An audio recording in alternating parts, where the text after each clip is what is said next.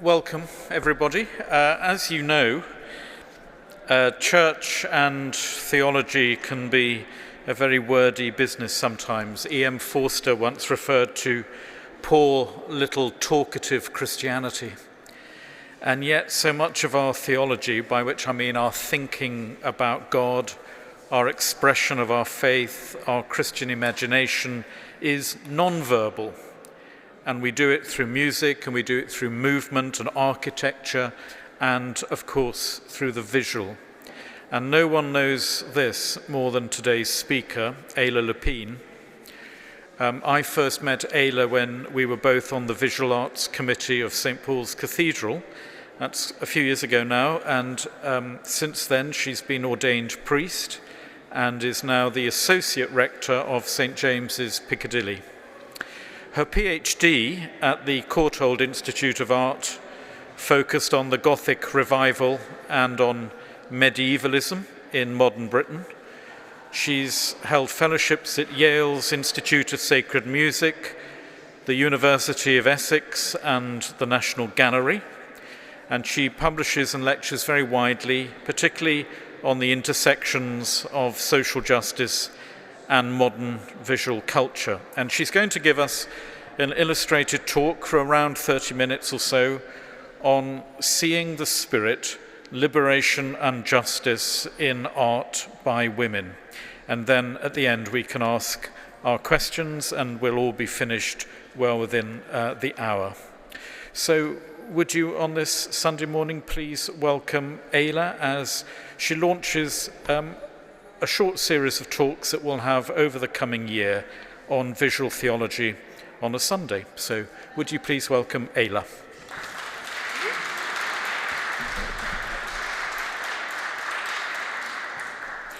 Thank you so much for the invitation to be part of this new series that Southwark Cathedral is embarking on, and for the opportunity to be able to speak about three artists today in a place which is ancient over many centuries and which is already so full of art.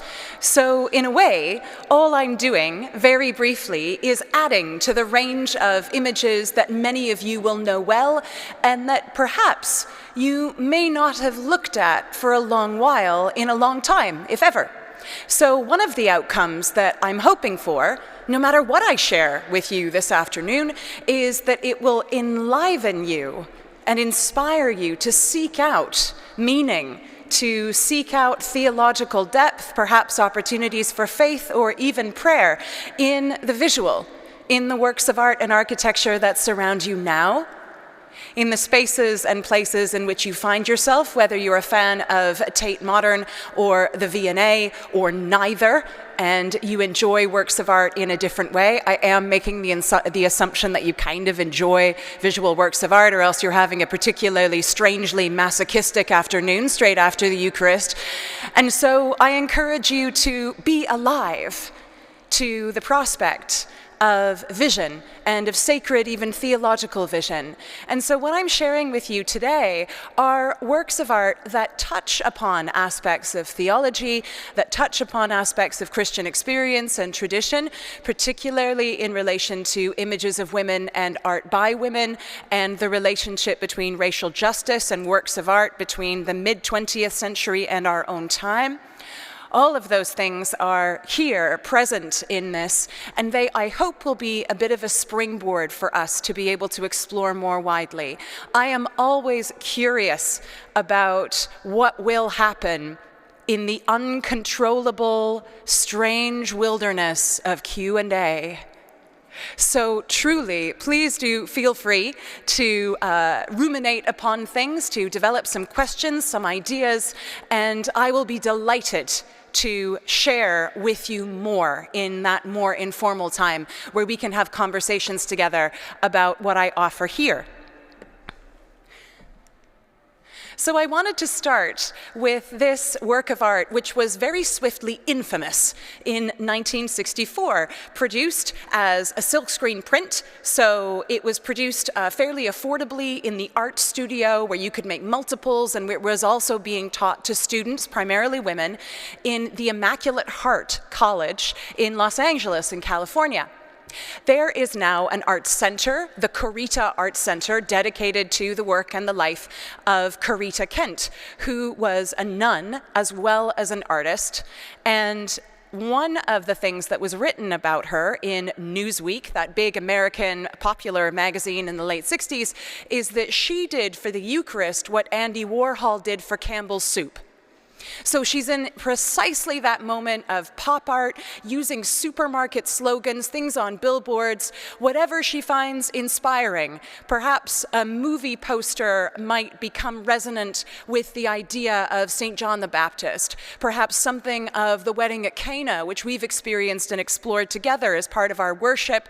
And in the sermon that we heard earlier, perhaps that can be enfolded into thinking about something that you would buy in a tin on a supermarket shelf on an average Wednesday morning as you're doing your shopping. Those were the sorts of things, not even just as juxtapositions or oppositions, but as one whole thing about the strangeness and the problems of capitalism, as well as the glory of God's world, and how participation in God's world does not stop in church and does not stop with the sacraments. Participation in God's world happens no matter where you are and no matter what you're doing, even if you are trying to figure out which loaf of bread is going to be the one that you want to put in your supermarket basket and take home in LA in 1964. So Del Monte was and is a tinned fruit and vegetable company. Del Monte's around in the UK and has been popular in North America for a really, really, really long time. They had a campaign in the mid-60s which read, "Our tomatoes are the juiciest." And she thought, okay, well, who can claim, whether it's a tinned fruit and vegetable company or whether it's any other kind of commercial or even religious enterprise, which tomato is the juiciest in the hierarchy of creation? What does that even mean? And so what Corita Kent decided to do was to make this portrait, because that's what I believe it is, of the Blessed Virgin Mary, the Mother of God. That is what this is. And it's in the context of these amazing pop art happenings that she used to have at the Immaculate Heart College, which is this Roman Catholic college, which is dedicated to the Sacred Heart of Jesus and to Mary, the Mother of God. And so these two images that I'm showing you here on the right are the nuns at work in the art studio that Corita Kent was teaching in the 60s, and then down below, the same year in 1964 that this thing was made on the left, something called Mary's Day, which was like their annual patronal festival summer fete. And so she decided to work with the students and staff to make it more like a protest, a pageant, a party. And I wonder what it would feel like for you to carry a big pink sign saying, "God likes me." Personally, I'd find that horrifically embarrassing, and I'm not even British, except technically. I became a citizen a couple years ago, but that's another story.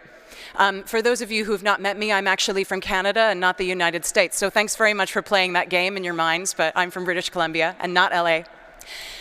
And so it's in this kind of context of nuns with guitars and of protest connected particularly to the civil rights movement and later on the Vietnam War. That's where works of art like this come from. You can see that the idea here, which Corita Kent called the juiciest tomato of all, is linked to the way that she's thinking about letters and inscription. It doesn't look like an image of Mary, at least not like an image of Mary that you and I might be used to. But you can see some writing in her own handwriting. So that's her type of handwriting, and she used it over and over again in her work. And it's her writing a letter that was written by a friend called Samuel Eisenstein. And Corita Kent liked it so much that she used it, text as image, in her work of art, which she dedicated to the Mother of God. You can find the full inscription at the Corita Kent Art Center online, so I'm just going to read a line or two to you. If we are provided with a sign that declares Del Monte tomatoes are juiciest, it is not desecration to add, Mary Mother is the juiciest tomato of them all. Perhaps that is meant when the slang term puts it, she's a peach, or what a tomato. These are slang terms to describe women in a rather objectification kind of way in the 60s. Some of you may have heard of them. We long for feasting, for the table that's overburdened with good things, so much that we can never taste, let alone eat, all there is. We long for the heart that overflows, for the all-accepting of the bounteous, the real and not synthetic, for the armful of flowers that continues through our fingers, that can make a perfect blessing. And so in this work, the tin on the shelf begins a whole journey towards the abundance of God and the prospect of Mary, the Mother of God, not just as a cute little tomato at all, but as the one who contains the seeds of the salvation of all creation. We're used to that in symbolism like with pomegranates, but people were not used to that in symbolism that came from the commercial world and tomatoes.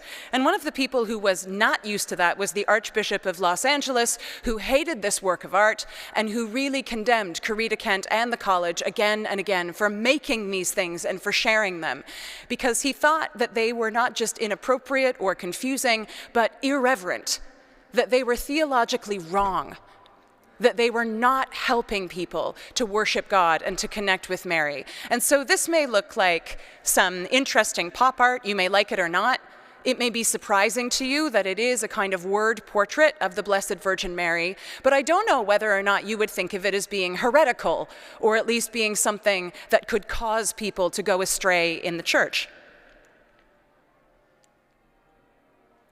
In the late 60s, Corita Kent produced a series called Heroes and Sheroes, and it contained all kinds of images which put words and color and newspaper photographs, a lot of the time, print photographs, together. On the left is a quotation from Martin Luther King Jr.'s I Have a Dream speech. And 2024, in December, 60 years ago, Martin Luther King Jr. came to London as part of a tour, and he preached at St. Paul's Cathedral. So in St. Paul's, they've done lots of different events around Martin Luther King Jr.'s presence in the UK in and around this time many years ago. And then on the right, this is the image that Corita Kent made in response to Martin Luther King Jr.'s assassination. So on the left, this is called King's Dream. And the main quotation from this is from King himself. I may get me crucified, I may even die, but I want it said that he died to make men free. The one on the right, called If I, from 1969, and the woman in that image is Martin Luther King Jr.'s widow, photographed at the funeral, and then that photograph was present in many, many contexts, not least the New York Times, and it's part of a New York Times obituary that Corita Kent included in her image here. But the quotation that you can see mostly at the top in those big letters is from his widow herself. I challenge you today to see that his spirit never dies, and that we go forward from this time, which to me represents crucifixion, onto a redemption and a resurrection of the spirit.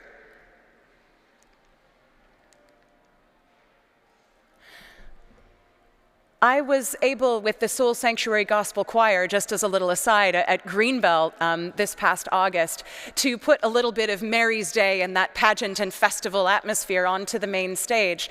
And the idea of showing people that juiciest tomato of all, Mary, Mother of God image, alongside music from a gospel choir just after the Eucharist, a little bit like today, just after the Eucharist in that field at Greenbelt, was a really cool experience. And I had no idea what people would think of it. My biggest fear is that it would be a kind of like art history lecture, mysterious illustrations with interruptions when people just wanted to listen to some good gospel music on a Sunday afternoon. I almost felt like that. But thankfully, as far as I could tell, these things kind of fit together.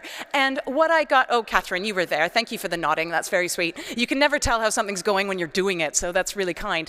And the thing about it that was interesting is that I didn't know what questions people would ask afterwards, and mostly what people wanted to know was how that surging, beautiful, inspiring gospel music fit together with what Corita Kent, in her images like this, had to say about widening our imaginations about what was sacred and what wasn't, what's worship, what isn't, what's a work of art, what's a work of God and a manifestation of God's glory. So it started some interesting conversations. It's possible, I hope, that some of you went to see Claudette Johnson's exhibition at the Courtauld Gallery in late 2023. And this image on the left, called Blues Dance, was made specially for that solo exhibition, the first exhibition where the work of a Black woman has been highlighted at the Courtauld Institute of Art. I say this as it being my alma mater. It only took them since 1932 to get that done. So hopefully there will be many more to come. And so Blues Dance was acquired immediately by the Courtauld for their contemporary collection as part of this. And this image on the right, which is so deeply connected to the idea of blue and the idea of womanhood, was one of the feature images and also on the catalog and the posters for this exhibition, which was curated by Dorothy Price, who also curated the Entangled Pasts exhibition about the legacies of transatlantic chattel slavery and the way that that winds its way through 3 centuries of British art. That was at the Royal Academy last year. So this is the kind of curatorial art history conversation that's going on with artists like Claudette Johnson and Barbara Walker, who I'll get to in a moment, in the mix. This is, I would say, a crucial time in the 21st century for the visibility as well as the longing for justice and simply the longing for better in a church which remains institutionally racist, in a society which remains utterly, in many spaces and places, simply not ready to have deep conversations about racism and justice. Art and exhibitions have its part to play in that, and that's the kind of work that Dorothy Price and many others with these artists are endeavoring to do and to explore through images like this.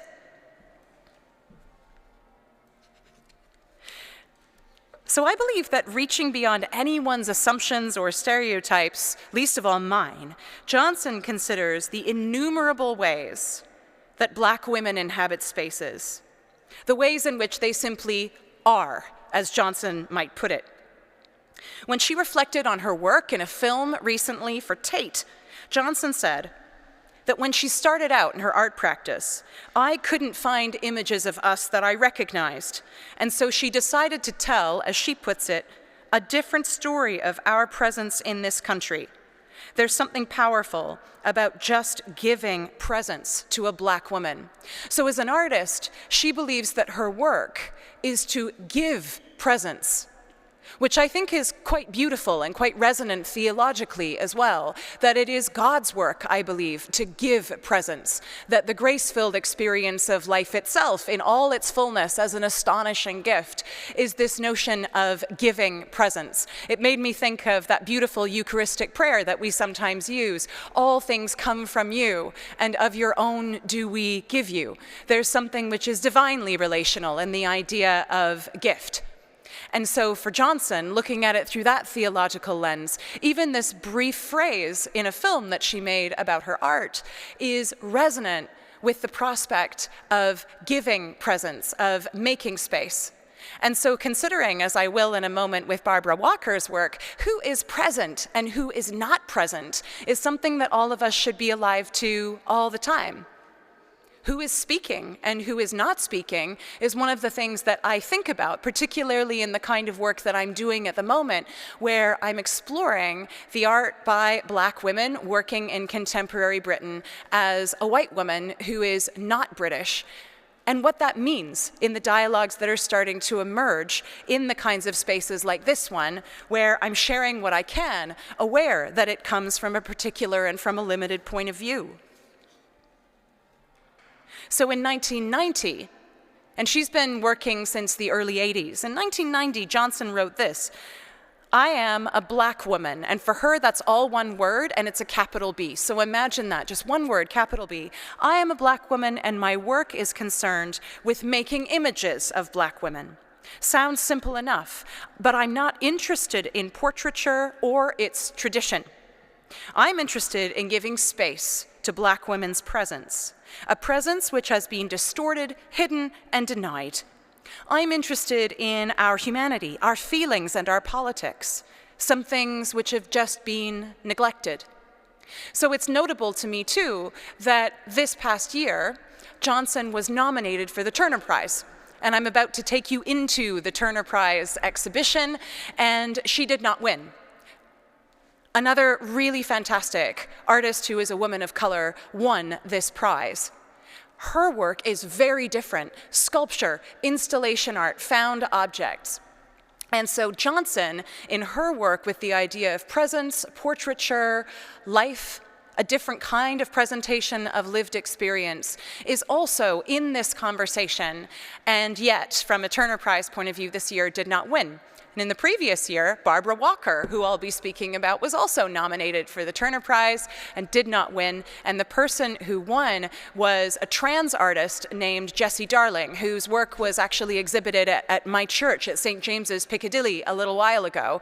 And so that too is really exciting, that there are opportunities for thinking about the relationship between justice and identity in art and different ways. And I'm also curious about the kinds of conversations that are circulating in museums and in churches about what kind of presence there is. And also, because museums are a lot like churches in this way, with what kinds of limitations and expectations around conversation and dialogue are those presences being made known, things appearing and disappearing.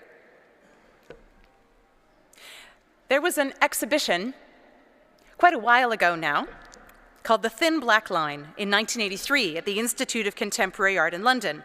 It included a work of art by Lepine, who had a huge solo exhibition at Tate Modern a while ago. I hope you saw it, and whose work was also present in the Entangled Pasts exhibition. In the 1980s, with this Thin Black Line exhibition, she exhibited this artwork, and this is a detail that you see on the screen. This is the inscription, and it's all in caps. I'm not going to kind of project my voice too much, though I hope that you can all hear me. I'm pretty loud. Can people hear me? That's good. Okay. But imagine that in this inscription, it's all capital letters. We will be who we want, where we want, with whom we want, in the way we want, when we want. And the time is now, and the place is here and there and here and there and here. Now, now, now, now, now, now. Here, here, here, now. Here, now, and now, here. Now. Now.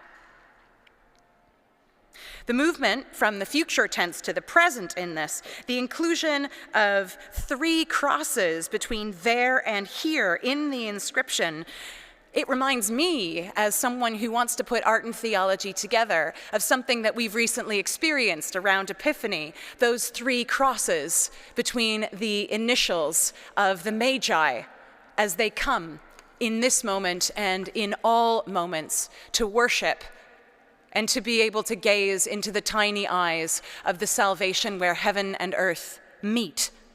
There's something about here and now and those crosses in Lepine work that for me is also deeply connected to the importance of the now and the importance of trying to live a better future in our imaginations so that we can bring it about and not simply get lost in it. So in 2024, Johnson's work as one of the Turner Prize nominees was shown at Tate Britain. I hope that some of you saw this, because it's really hard to kind of demonstrate to you how the room works. And there's something really important about this pair here, where Blues Dance, which I showed you earlier, is on the other side of the wall from this new work by Claudette Johnson, which is called Pietà. So that was a new thing for this work, Blues Dance, which was initially made for the Courtauld Gallery as part of a very different collection of images of black women and men as well, and the exploration of a new kind of portraiture. Now here, the resonance with the experience of the Mother of God holding the dead Christ in her arms, and the reality of serious violence and the death over and over again of young black men on both sides of the Atlantic, that is where Johnson is going with her work. And so to come and see this, and then to go round the corner and to see Blues Dance, and to look at them as a pair where you can't actually see them at the same time, but they are in sequence, like two sides of a coin or two sides of a wall. It's a powerful and it's also a strange thing. Johnson's work has primarily focused on women's lives and experiences, including her own. And when Dorothy Price, the curator for that exhibition at the Courtauld, writes about Johnson, she suggests that it's perhaps related to the hopes, fears, and desires surrounding Johnson's own children, her sons, her nephew, her grandchildren, all of whom feature in her work as careful studies in love and intimacy. And she, like Barbara Walker, has also been really interested in, absorbed by, and angered and outraged by the violence that continues to mar and wound and sometimes destroy the lives of young black men. Unsurprisingly, and perhaps unsurprisingly, not only for me, but also for you, this bench that was positioned like a contemplative space in front of this new Pietà certainly reminded me of a pew. And it made me wonder very much what it might be like for this Pietà to be an altarpiece. What would it feel like to bring it here, to be able to activate it through the power and the liturgy of the sacraments? And here are some details so that you can see the inscription. So this is on the far right-hand side of the image, scratched probably with the opposite end of a brush. I'm not sure how this was made, but basically the idea is that it's painted and then it is scratched out, etched like graffiti around the outside of this image. Every mother was called when he called for his mother. So if you're wondering what kinds of connections can be made here between Mary, the Mother of God, and the reality of the violent murder of her son, Jesus, and what is possible in Claudette Johnson's image of mother and son, of black woman, as she puts it, and her child resting in her lap, then this inscription may help us to be able to create that bridge. And I would love to speak to Claudette Johnson about her work with this and what she thinks. Maybe one day I would absolutely love to do that, because I'm curious about where she's seeing these connections. So every mother was called as a cry.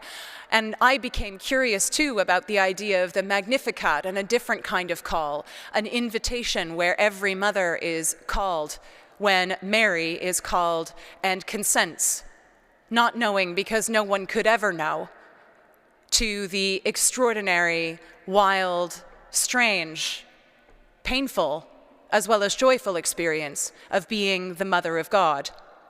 On the brink of the message between Gabriel and Mary, as we could, if we wish, and I'm keen on this, but you don't have to be, to read that into this image, to read that into Blues Dance as the moment of Annunciation, with that red line behind her head and that prospect of dancing on one's own as well as not on one's own. If it's possible for you and for me to be able to put those things together, then in that Tate exhibition of the Turner Prize nominees, what we have is these two sides which both appear around about this time of year over this stretch of weeks and months. These two sides of Mary's experience.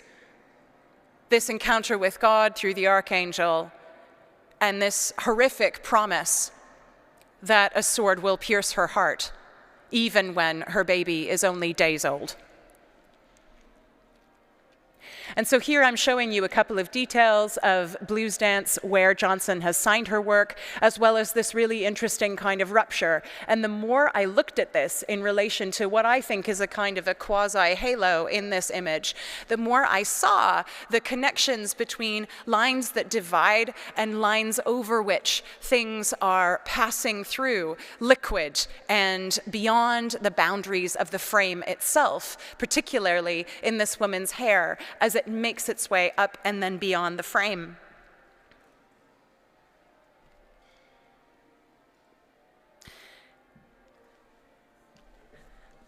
I'd like to think about framing in a different way by showing you some work by Barbara Walker.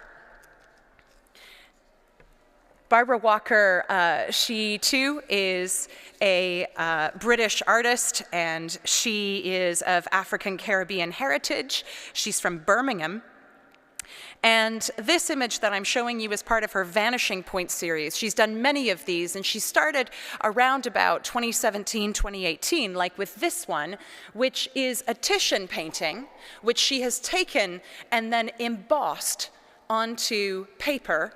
So effectively what she's done is she's made all the white people and all the background disappear. So all you get, and typically it's in pencil, but sometimes she uses color, watercolor, and other types of wash, all you get here is the woman on the edge, centered because of the way that Walker wants to be able to explore this tension between past and present, what's visible and invisible, a different kind of presence to what Claudette Johnson is experiencing and offering in her work. A little while ago at the Fitzwilliam Museum, this image here from Barbara Walker's series was something you could buy in the shop as a series of postcards, and was also the main image for an exhibition focusing on the Black Atlantic. There is a new exhibition opening at the Fitzwilliam Museum in just a few weeks' time, which is the part 2 of this, called Rise Up, Resistance, Revolution, Abolition. And so this image on the right, this painting, features in that new exhibition. It's by Joy Labinjo, and it's called An 18th Century Family from 2022. One of the figures that Labinjo's work refers to, this painting is really rich. If you know something about 18th century British paintings, there's a whole lot going on in there, but that's a whole other talk. So you can see the figure on the left in the red coat. There's a reference there to this image, which is of an unknown person painted in the mid to late 18th century. We don't quite know when, we don't know by whom, and we don't know who the sitter is. And it's in Exeter. It's an amazing, amazing painting. You may have seen it in a variety of different contexts because it's consistently misnamed and mislabeled. People want it to be, particularly white curators and art historians, they really want it to be Laura Equiano, the abolitionist. Maybe, probably not. They really want it to be Ottobah Cugoano, the abolitionist and writer. Maybe, probably not. It's like it's unsettling to just sit with the anonymity of this figure, because then that also means sitting with the reality that there's so few, if any, images of these abolitionists who are connected to networks like the Sons of Africa in the 18th century, and who wrote their own account of the need not only for the total abolition of enslavement, but also in some cases for simply better theology, for the prospect of autobiography to transform our lives, for the reality of injustice at the level where it was, in their view and hopefully in ours, just impossible to be a Christian and to in any way to condone or to profit from slavery. And so it's within this tradition that Barbara Walker is working. And this image I want to show you briefly. It's an image called Vanishing Point 3. So that's Walker's work on the left. And on the right, this is the painting that she has been inspired by It's a 17th century Dutch painting from an artist called Gerhard van den Eekhout, and it's a painting in the National Gallery. It's an image which is inspired by Genesis 24. Elderly and uncertain about the future, Abraham's life is marked by anxiety, and so he asks Eliezer to go and do this wildly uncertain thing and to try to figure out whether or not there will be a woman who is generous enough and hospitable enough and pure enough in order to continue and to be involved with the family line. That is the worst kind of summary of this that you could possibly ever imagine. But it will get us where we need to go, I think, in terms of looking at these two images. Interestingly, this painting by Van den Eekhout entered the National Gallery in 1991, and it was given by someone called Herman Schickman, who was a Jewish art collector. It was his way, giving this painting in his collection to the nation, his way of thanking Britain for welcoming his mother when she arrived here in the UK on the Kindertransport as a German child refugee. So here in this pair, there are histories of 17th century art, of modern Judaism, of migration and refugees, of national museums of having a certain kind of status and set of expectations associated with them, and now of Walker's work interacting with this painting and offering something new and different by eliminating all of those characters in the foreground and the middle ground, but not eliminating the background, and ensuring that we see, and I hope you can, the figure way over on the right-hand side of Walker's picture, who has the same color as his textile, his livery, in the original painting. So neither Rebecca nor Eliezer are speaking anymore, are present anymore, except through the light outline of embossing in Walker's work. But the question about hospitality, the question about interaction between God and humanity is still there. It's just being asked in a totally different way. This figure way over on the right is the subject now. He, in his role, is one of the very few who's actually watching what's happening in the center. He bears witness to Eliezer scoping out the situation. He bears witness to how Rebecca is interacting or not with this very anxious, potentially in this moment, even desperate man who is unsure about whether or not this will work and what the future might hold. So none of these figures, of course, like so many images in and around the Western art tradition, many of which are in this very cathedral, none of these people would have been white. And so whiteness is a really key aspect of being able to look at and consider not only what Barbara Walker is doing, but also what artists across a wide range of histories, European and well beyond, have done by engaging in that need for, desire for, assumption about whiteness as associated with so many of these figures, why that seems to have had value, and what happens when that value is potentially overturned or at least questioned is really key in Walker's work.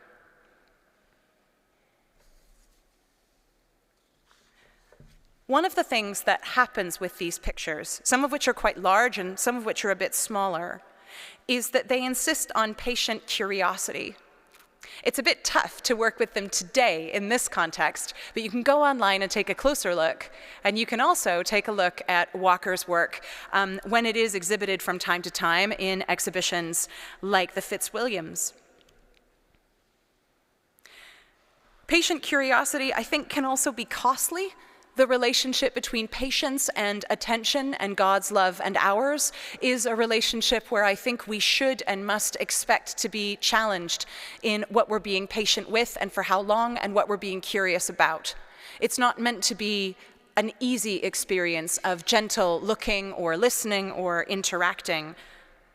And when something vanishes, as happens here, almost, something else can be seen more clearly, can be given more space, like in Claudette Johnson's way of thinking about presence. More space for better questions, And that's what I hope for in my work, and it's what I hope for in the kind of conversations that we might have. Because vanishing sometimes can be an act of dehumanization, an erasure, something which has been done one to another, one group to another.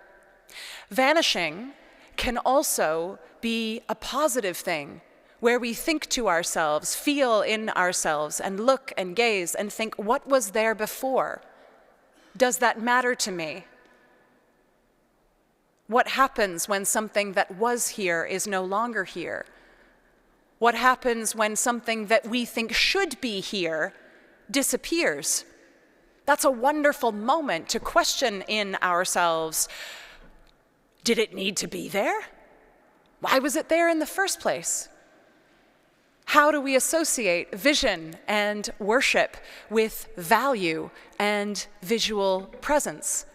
A work of art being there or not being there. And I also say this as a newly appointed member of the Contested Heritage Committee for the Church of England. So I am absolutely getting out my tin opener and opening that can of worms if you wish. I'm not the dean. I don't mind. But these are conversations that we're having all the time, and that I think works of art like this, which are not present in our churches, usually. They're present in contemporary art galleries and museums. Works of art like this can help us to think better, as well as to see better and to imagine better. And so there he is, right on the edge. And there they are, present but absent, still seeing and being seen, but in a way that we might not have imagined were it not for Barbara Walker. It's not dissimilar then from the kind of imagination, yeah, that'll do, we've seen that already, from the kind of imagination that Claudette Johnson is offering us in presence in these images related to Mary, and that Corita Kent is offering us in images that surprise and in some cases even shock, offering something which in a sense is very simple, fruitfulness, aliveness, and in another way is deeply challenging because it doesn't look the way at least some people might expect it to look. And that's a great start for being able to think about visual theology more widely. Thanks.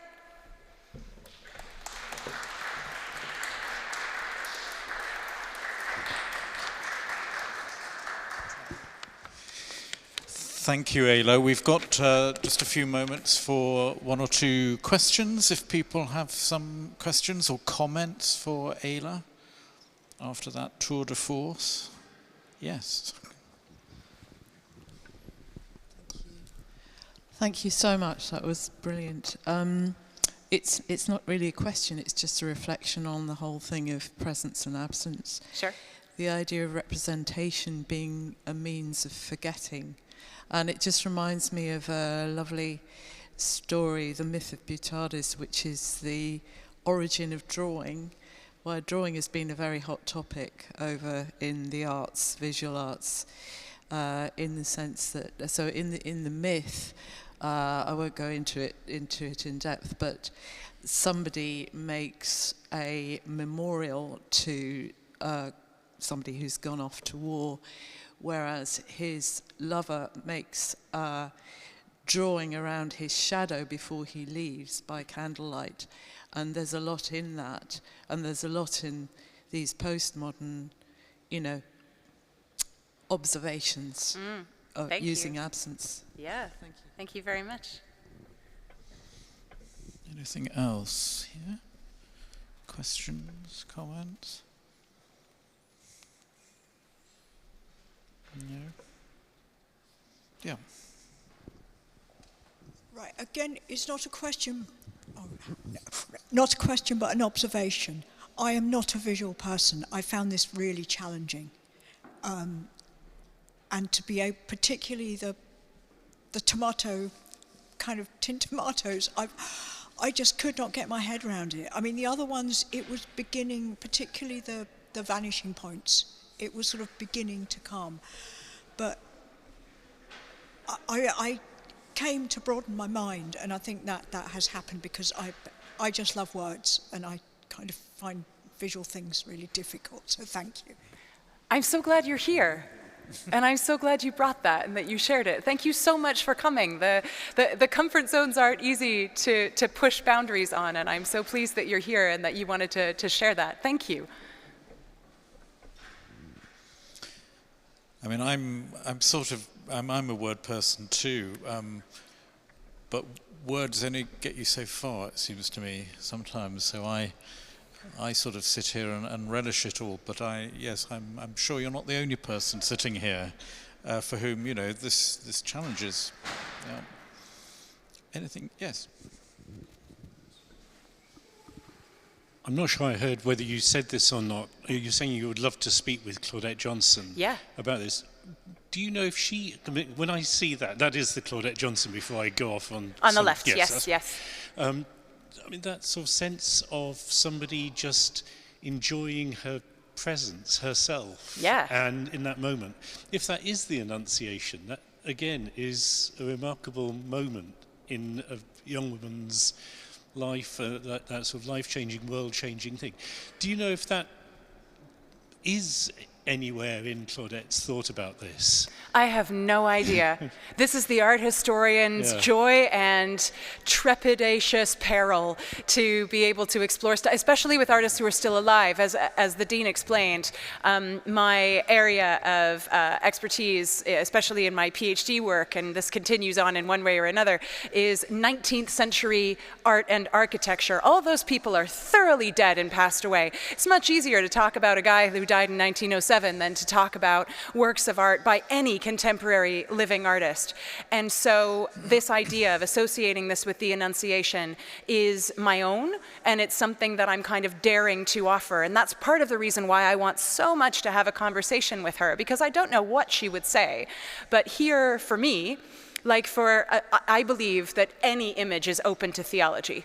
I really, really do. And so I did this project at the National Gallery a little while ago where working with things like Monet's water lilies, or working with Van Gogh's sunflowers, pictures like that where you might not expect that they have a theological possibility or even deep theological meaning. They absolutely do. So in a sense, I was pretty conventional in my talk today in many ways, but that is the one image that I've shared with you today where it's like, what if, rather than we know that Corita Kent the nun was keen on the relationship between the Blessed Virgin Mary and tinned tomatoes.